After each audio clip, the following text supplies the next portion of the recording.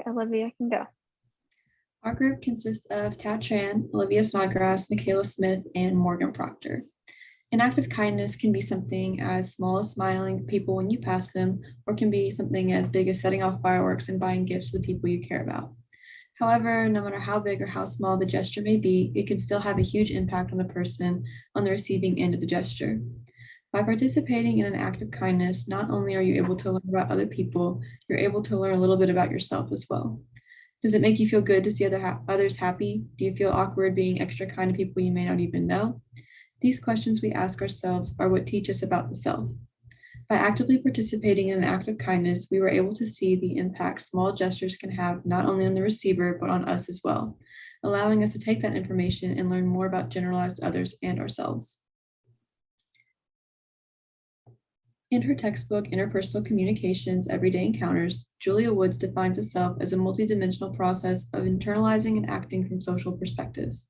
This means that we develop a sense of self as we continue to engage and communicate with others around us, which means things like this or acts of kindness can teach us a lot about ourselves.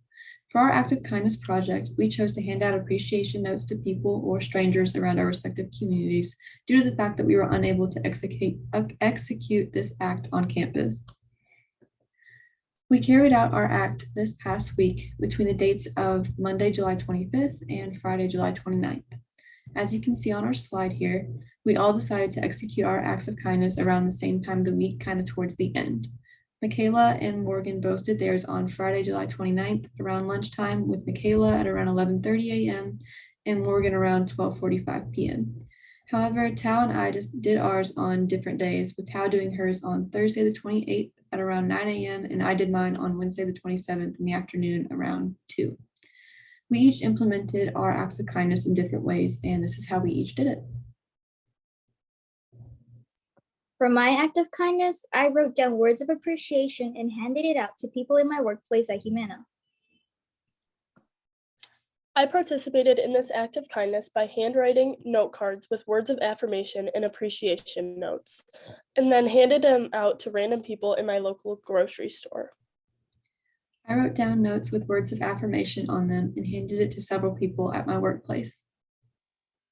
I implemented this act of kindness at my workplace, Starbucks. I put handwritten notes into a basket, handed out some to my coworkers at the start of my shift, and then handed out some to my regulars and other customers throughout my shift. Now we'll go into what we specifically wrote on our notes and why we chose the messages we did. For our act of kindness, we wrote specific things that fit our target audience and the environment. For my act of kindness, I wanted to spread positivity in my workplace, as I have a lot of appreciation for the coworkers and even strangers who have been so kind to me on my first internship. One specific example would be when I gave a note to my coworker named Tony, who is also one of the oldest people working there, who mentioned how he appreciated it a lot as he had been going through some things as his friends had passed away. Getting that note made him feel even just a little bit appreciative, which was a bittersweet situation for me. Now Morgan will talk about how she implemented her act of kindness. For my act of kindness, I decided to spread positivity in my local grocery store. I wanted to show my kindness to random people because even though I don't know them, I wanted to reassure them with kind messages. For example, I passed out an appreciation note that stated, "You are more than capable of doing amazing things," and I gave it to a sweet mother with her 3 little children. After she read the note, she got teary-eyed and told me, "I really needed this right now. Thank you so much. I'm a stay-at-home mother that is looking for a job right now, but with my limited schedule because of my 3 kids, not many places are willing to hire me. Thank you for giving me the motivation to keep going." Another example is when I gave a note to a little girl that said, "Keep being amazing." She got so excited and said, "Mommy, look at this," with a big smile on her face. Now Olivia is going to talk about how she implemented our act of kindness. For our act of kindness, I decided to focus on a few different coworkers that I don't normally talk to and gave them notes that I thought would make them smile. For example, there's an older coworker of mine who used to serve in the United States Air Force. For his note, rather than giving him random words of affirmation, I decided to instead give him a personalized note that thanked him for his service in the Air Force. Another example is a lady who is also an artist that works with me. I personalized her note with an art piece I made myself that I thought she would like. Now Tao will describe her experience implementing her act of kindness. For my act of kindness, I wanted to focus on the regulars that come into my work, and I personalized my messages to fit them and what I thought they needed to hear that day. For example, there is a woman named Steph that comes in almost every morning, and she always has the brightest smile and always chooses to be kind to all the workers. Even on days that she has to wait longer than normal for her drink, she will go out of her way to reassure the baristas that she knows we're busy, and she displays so much patience. For hers, I wrote, I appreciate you showing me kindness even when you're having a bad day. I also personalized the messages I wrote to my coworkers, and I wrote out more general messages to hand out to customers, just things that everyone would like to hear. These are some pictures of the notes we chose to hand out. Some examples of these notes are "The good days will come," "Keep up the great work," and "You are so amazing." For our Act of Kindness project, we chose to hand out appreciation notes to people or strangers around our respective communities due to the fact that we are unable to execute this on campus. We chose this specific act because it was one where we were all able to carry out on our own time at our own pace. We did not all need to be together to carry out this act, which made it easier on all of us as we have all been super busy with the summer coming to an end and the fall semester looming right around the corner. Our act of kindness was one we hoped would not only make us feel good by seeing other people smile, but also make others feel good by receiving a kind note when they were not expecting it. We all participated in this act by handing out kind appreciation notes in our own communities and coming together to discuss our experiences afterwards. Now we're going to share how our notes impacted the receivers and what they thought of them, in addition to relating it to the textbook. The reaction I got was fairly positive, with most people thanking me or even mentioning how much they needed to hear those words. I also received such great feedback. Everyone that I gave notes to were very thankful and appreciative that someone they didn't even know wanted to reassure them with the respective messages. The obvious feedback that I received is considered verbal communication, but the less obvious or more hidden feedback was nonverbal communication. According to the textbook Interpersonal Communication, Everyday Encounters by Julia Wood, published in 2015, Julia Wood states on page 144 that more than verbal cues, nonverbal behaviors regulate the flow of communication between people. When deciding who to give each specific note to, the nonverbal behaviors that each person presented helped me in figuring out if they would be receptive to getting the note and how they might feel or react after they read the note.